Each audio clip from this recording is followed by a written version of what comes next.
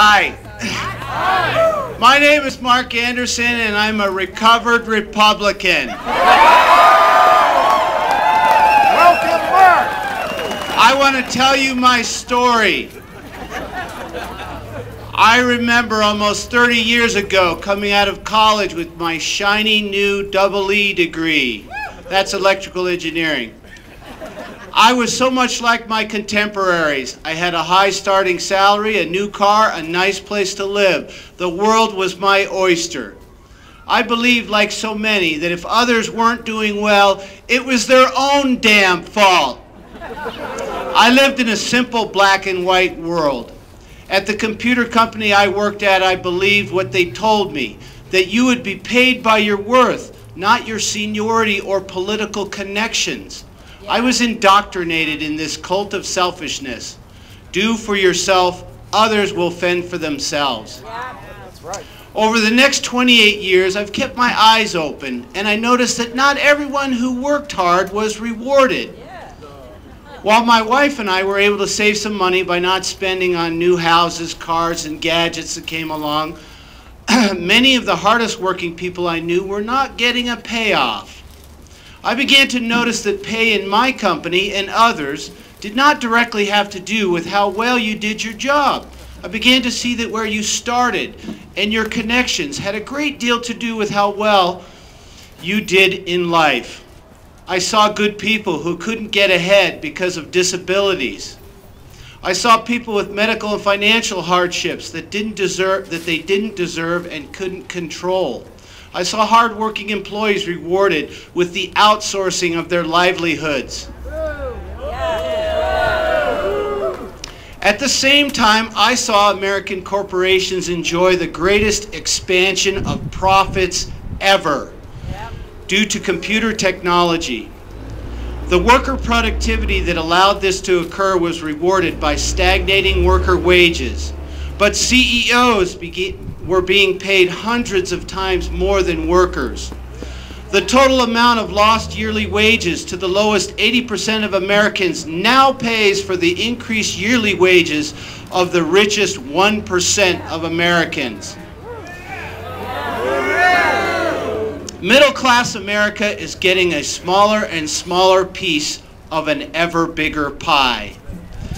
Having done well and being unfulfilled with corporate life, I studied and became a teacher to give back for my good fortune.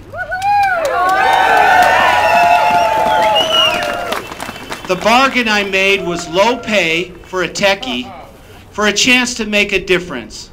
And I have. My students have won state, regional, and national science competitions. Like most teachers, I have students greet me all over town. I get students who come back from highly selective colleges and thank me for teaching them. But mostly I get the admiration of young students enthralled with their introduction to the laws governing our incredible physical universe, physics. Apparently getting students from the second lowest funded per pupil education system in the country into Princeton, Brown, Harvard, and other top schools is not enough. Immediately after touting his success with Idaho schools during the last election, our school superintendent declares they are failing and that they, i.e. teachers, need reforming. Acting as the governor's errand boy, Mr. Luna is going to grant our Republican legislature their fondest dream, destroying one of the last unions in Idaho, the teachers' union. No, he's not. A nicer majority group of ladies you can't find, the teachers' union.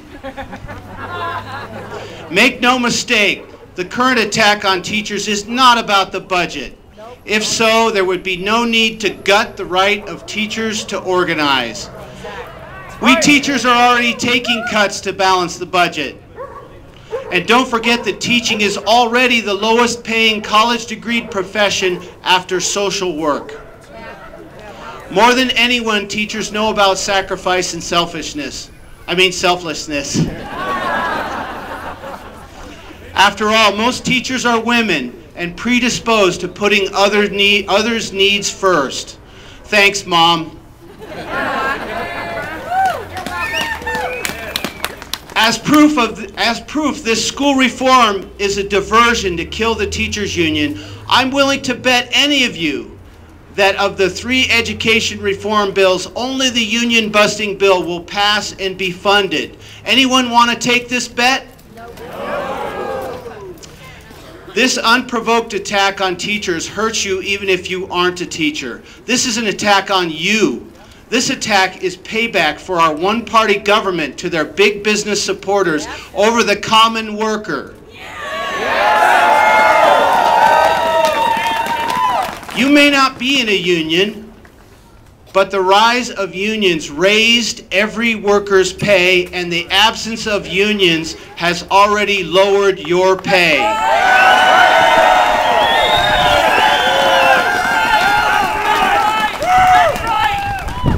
If you want your children to live in an America that isn't starkly divided by rich and poor, time is running out. Get active in politics. Support your children's teachers. And work for candidates that care about the middle class before the American dream is gone forever. This is just the beginning. Thank you.